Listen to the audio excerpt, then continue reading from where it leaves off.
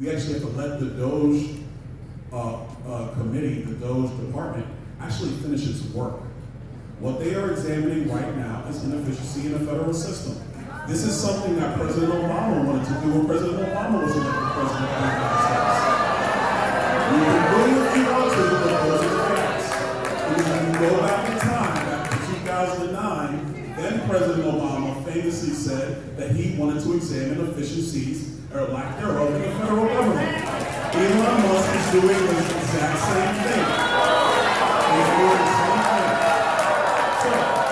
Unlike far too many of his fellow Republicans, MAGA loyalist Representative Byron Donalds held an in-person town hall event in Estero, Florida, that, as you can already tell, is going to take a sharp turn for the worse as he continues to defend DOGE and Elon Musk. Do you want to yell or do you want to hear? Because if you want to hear, I'm trying to give you information. If you do not believe that it is okay, if you think it is fine for people to defraud Social Security, you and I don't agree.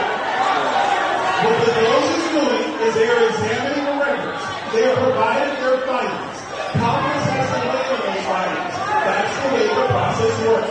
If you're just upset because Donald Trump has Elon Musk doing it, then that doesn't make any sense. We have to make sense. We have to agree on certain things. Still agree. What the DOGE is doing is they are examining the records. They are providing their findings.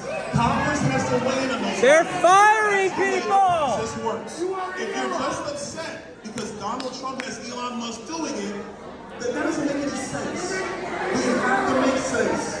We have to agree on certain things. As you can tell from this bit of footage from the audience, some of these people have already had enough of Donald's covering for DOGE and Elon Musk dismantling the administrative state and vital government programs piece by piece. And it wouldn't stop there, as another constituent asked Donalds what he and the Oversight Committee are doing to keep Musk's power in check. The president, who is a unitary executive under our system of government, they are allowed to hire who they want to work in the federal government. And so I find it interesting that people who are upset about Elon right now were not upset, and I brought this up earlier, when John Kerry was going around the planet trying to negotiate countersanctions.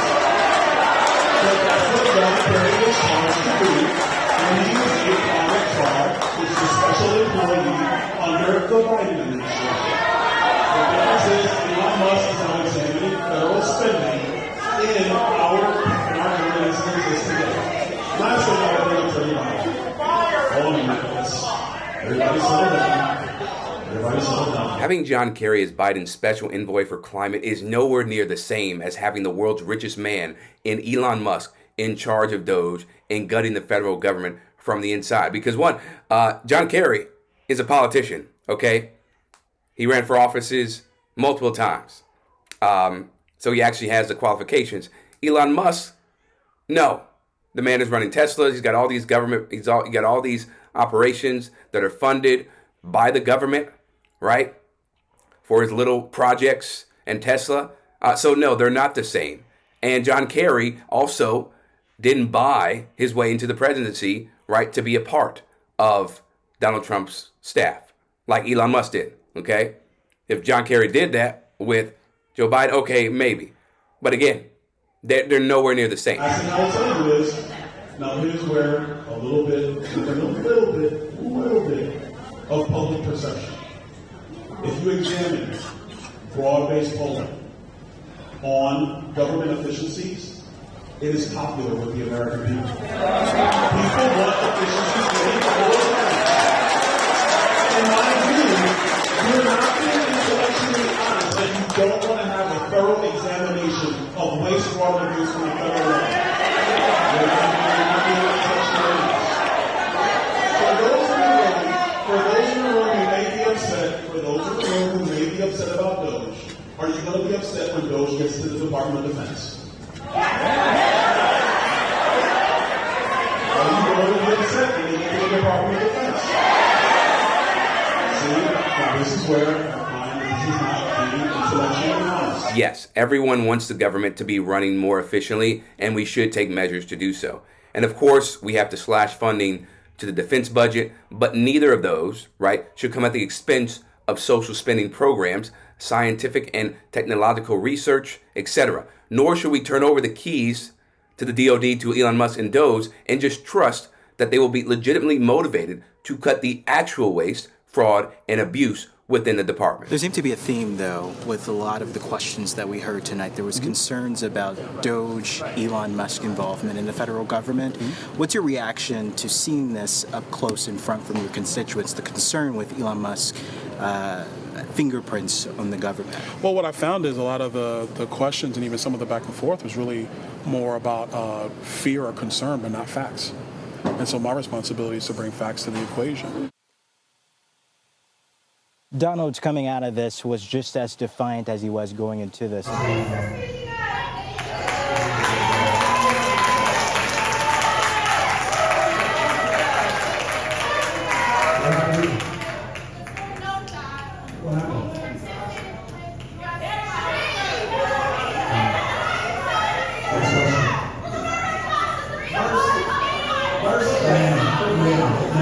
And of course, it wouldn't be a town hall for either side of the aisle if pro-Palestinian protesters weren't booted and escorted out of the event. Would you be holding town halls? Do you recommend it? I mean, I guess it depends on what you want how you want to spend your nights, getting yelled at by unhinged boomer Democrats. I mean, do you see like these people?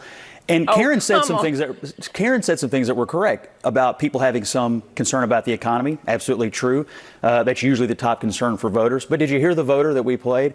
Elon Musk is personally invading my Social Security file. And that's not the mark of someone who's concerned about the economy. That's the mark of someone who's an unhinged boomer Democrat partisan activist who showed up to yell at a Republican. About the level of conspiracy theory partisanship that you'd have to engage in to believe that the world's richest man is getting into your Social Security fund. I can definitely point you to some conspiracy theories that took us down some holes for many. You asked me my opinion on these town halls. Cycles. I'm telling you, Democrats love to do nothing more than show up and yell at Republicans. They used to do it mostly online. Byron Donalds goes and takes the punishment in person. In this day and age, with Donald Trump's regime running the country and doing so much harm to the American people, it is so important for us to keep applying the pressure to our elected officials to meet our demands. Because I think there's been this misconception, right, amongst politicians that, the voters, our constituents, they work for us, right? So we can do whatever we want and we're not going to be held accountable. No, it is the politicians work for the American people.